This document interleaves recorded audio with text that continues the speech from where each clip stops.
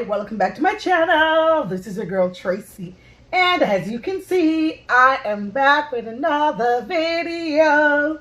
Anywho, before any further ado, please allow me to remind you what to do. Remember to like, comment, share, and subscribe. Don't forget to turn the post notification buttons on. You hear it first. So, see, your girl has her wine and deck, of course, a little libation for the evening, and I'm also hungry. So this is actually my platter. On here I have, what do I have? I have my grapes, I have me some cheese, I have me some melon, of course. Yes, a girl love a good melon. Sweet. As long as my melon is sweet, I'm all in. Yes, that helps me with my whole life.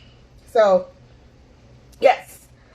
So before I get into the video,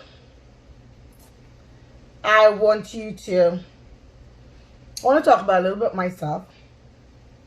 So basically, I'm sitting over some fruits. It's not that I don't like fruits, but I also prefer to have something sweet. I have what you call a sweet tooth for most people. Yeah, most people have a sweet tooth. I have a sweet tooth. But unfortunately, I cannot be sweet toothing anymore because I'm determined to have my 2021 body. Yes, my 2021 body, of course, because 2020 did not count and I refuse to count 2020. So I am 10 toes down for 2021. Yes. So that's why I'm sitting over my platter here. Listen. It's my whole life. You know. So, enough of my blabberation. So what I want to talk about is 10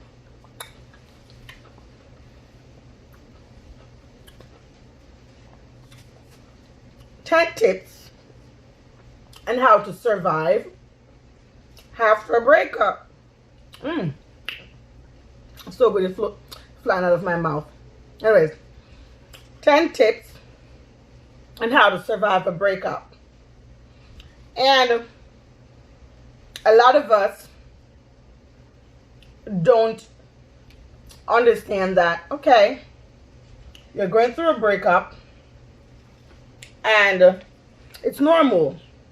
Things happen. We have to move on. And moving on don't mean the world is going to be over. It's just a bump in the road, right? So here, you know, your girl is always talking about relationships.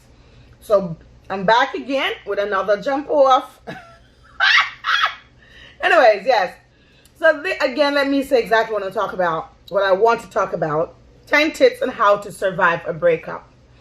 And the very first one, it is okay to bawl. It is okay to cry because when you cry, it gives you a sense of relief. It's releasing your grief. It's releasing your pain. It's releasing your loss. And some of us are fearful that, okay, if you stop crying, something is going to happen. No, nothing is going to happen different. But what it's going to help you to do is just to heal. So you're going to cry. When you cry, you relieve your pain. You relieve the grief. Because a breakup is more like, it feels like a death. You know? And nobody gets in a relationship to break up. I don't know who does, but I know for me, I'm not getting in a relationship because I want to break up with someone, you know. We all have those big dreams. Some of us had the white picket fence dream and it just didn't work out. So the first tip on my list is it's okay to cry after a breakup. And I do not want my video to be too long. So let me run right along. The second one, do something every day that will help yourself heal.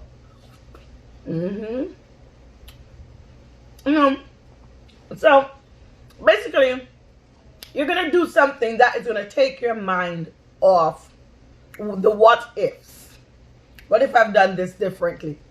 So you're going to do something that you like to do. Do something that you're going to enjoy. Do something, example, get up in the morning, go walking, exercising. Maybe buy yourself a new pet. You never know. You like pets, or get yourself a bird, a dog, or something. That will also help you to relax, take your mind off all the old what ifs, or who to blame. Because oftentimes we start blaming ourselves when our situation don't work. And oftentimes, listen, you bite the bullet, sweetheart. Right? Number 3, find emotional support. That's so good. Find emotional support. And that means find people who are single to hang out with. Start going out to you have these groups that are like single women groups. Find those groups, group of people to hang out with.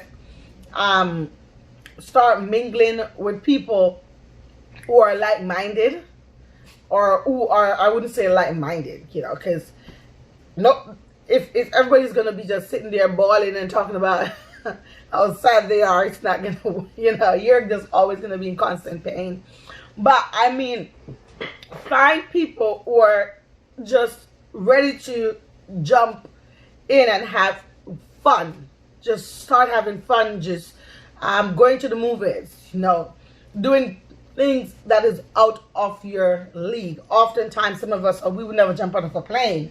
You never know. Jumping out of a plane can be something that you enjoy, but you never know if you don't try it. So those are things I think you should do. So it's basically finding people, or a group of people, who will provide you emotional support and who are doing things that are out of the box. Number 4, don't be a doormat. Let me bite into my fruit. When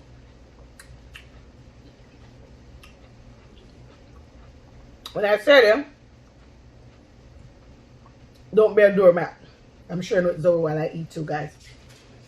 When I say don't be a doormat, maybe you're wondering what that means. That means do not have casual sex with the X. Let me take a sip of my wine to deliver this the right way. A little bit of libation to deliver this. Do not have casual sex with the X. First and foremost, it may make you feel good, but what that does, it gets in the way of you moving on. It gets in the way of you starting to have mixed emotion. It do you no good.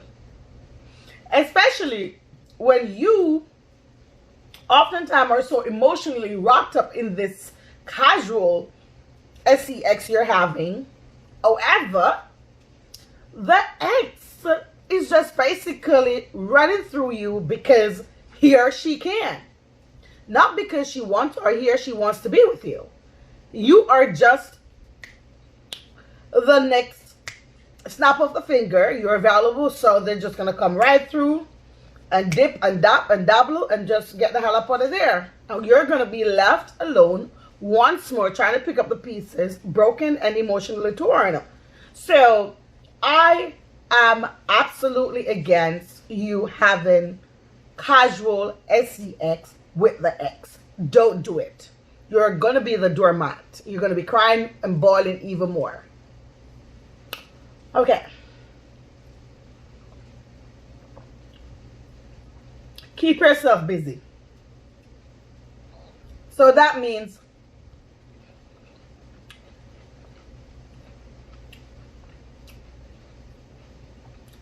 create a schedule that is going to occupy at least a 14-hour day.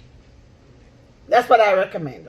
Example, so if you're someone who works or have a 9-to-5, when most of us do, if you're not rich, you have a 9-to-5, right? Or if you work for yourself or however.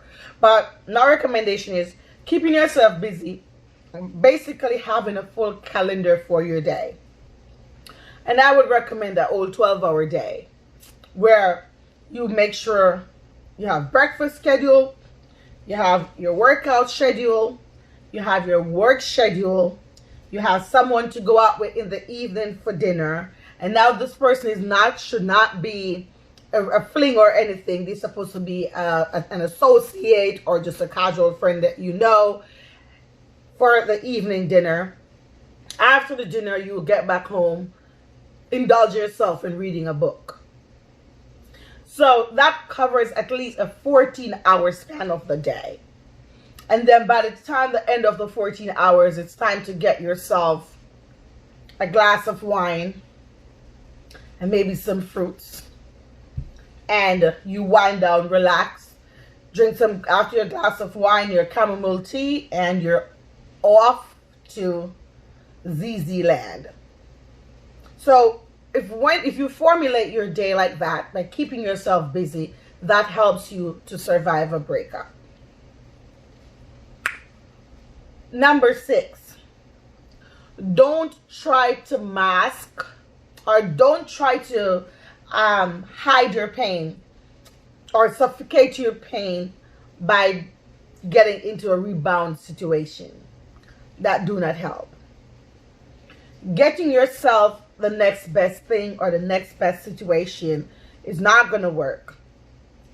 Because falling down on a COCK or falling down on a hoo-ha is not going to help you get over whomever you are mourning the loss for. What that is going to do, one, is just going to add another number in the crown, if you know what I mean. And two, it is going to hurt you in the end. Because number one, that's, some of us are falling in COCKs and jumping down and you know, yabbing down and hoo-has that we don't want to be a part of. We don't want those hoo-ha, or we don't want those COCKs. But because we are trying to get over the ex, we're making all the wrong moves. We don't want to do that. It's not the right way to go about it. Just forget it. A rebound does not fix a situation or surviving a breakout. It make things worse. Okay, number 7. You don't have to spend too much time alone. Spending too much time alone is going to give you too much time on your hand to think about the ex. So, you want to make sure that, again, you start hanging out with your family. You start hanging out with your friends.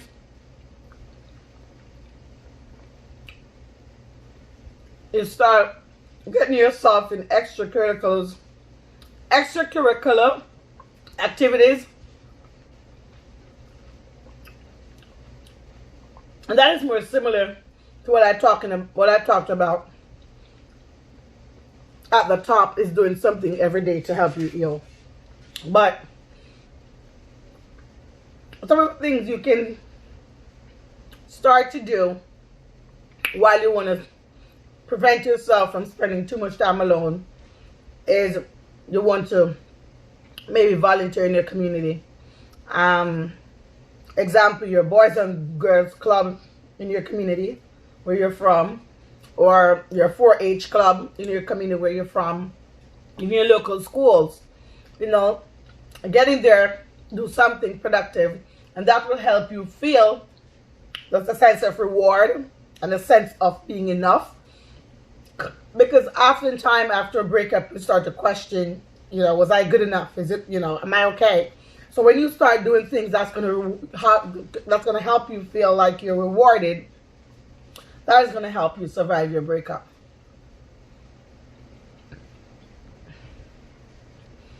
Number 8.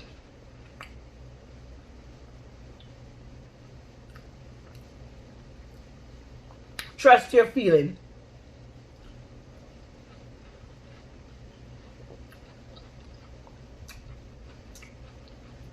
I'm hungry. Number 8 is trust your feeling. Even if you are surprised, or even if you, when the breakup happened, you weren't expecting it, because some people are just vicious in a breakup. Some people will break up with you in a text. Some people will break up with you through a friend. Some people will just send you a random email. Some people will sleep in your bed the night off and walk out your bed and go and marry somebody else.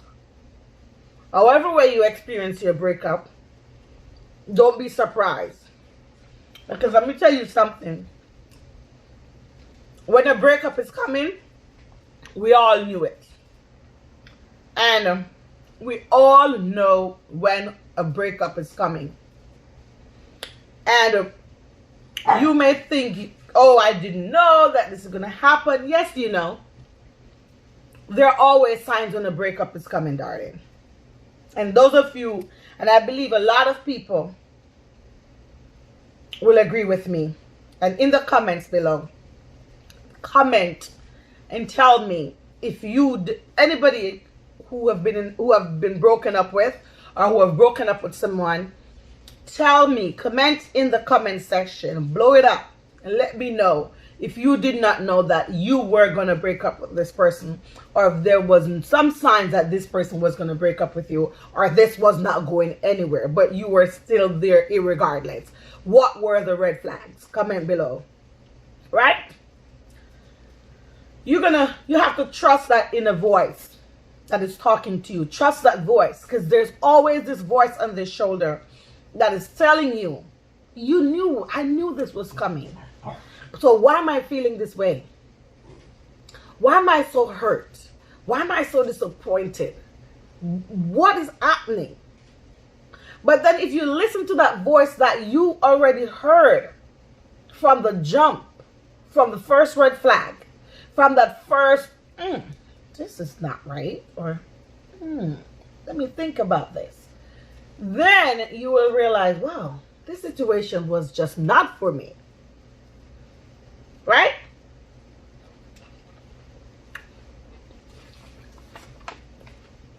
My last tip. Take your time. Don't rush into any big decision.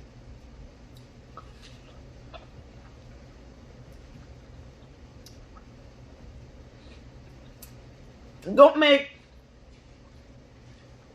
any major financial decision, especially some of us. We start shopping. We start maxing credit cards out because we are trying to avoid what we're feeling. We start making big purchases, buying new cars, buying Chanel's, buying, exorbitant gifts, etc. to ourselves. And what you're doing is drowning yourself in debt and not pulling yourself out of grief.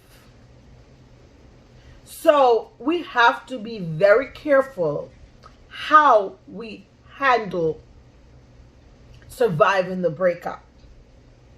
Yes, you can do some retail therapy, going out buying yourself something nice, but don't overdo it. Because you don't want, by the time you're healed from losing this relationship, you have to be dealing with enormous debt. That is going to be another situation that is bad. So, I think I've blabbed enough. I think you've seen me eat my fruits and see all the way down in my esophagus. But anyways, please remember what to do. Remember to like, comment, share, and subscribe. Don't forget, turn notification buttons on. You hear it first.